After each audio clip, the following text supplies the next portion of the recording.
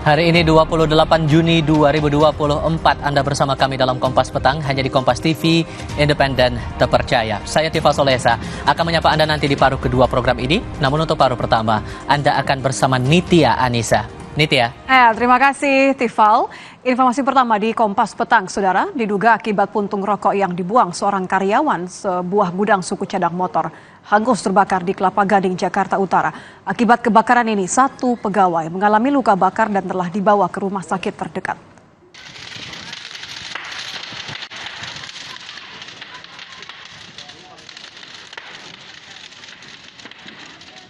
Sebuah gudang suku cadang motor di Jalan Rawa Senggor, Kelapa Gading, Jakarta Utara hangus terbakar.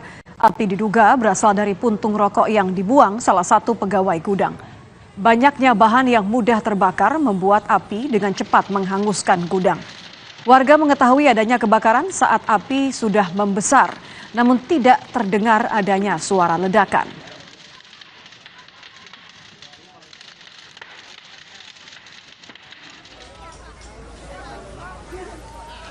12 unit dan 60 personel pemadam kebakaran dikerahkan ke lokasi kebakaran.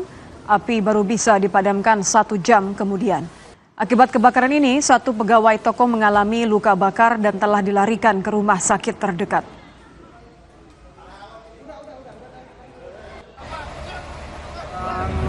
Spare part tadi. Kalau kita lihat gudang-gudang spare part kayak semacam stang dan penecol seperti itulah, peralatan motor. Tadi menurut informasi yang terbakar berawal dari karyawan yang ada di gudang merokok. Nah, ternyata di situ ada benda cair dan rokoknya itu terpencil ke benda cair, akhirnya terjadi kebakaran. Semacam thinner. Tadi kita lihat bakar kayak semacam toren-toren atau semacam semacam toren yang cukup besar sekali tadi.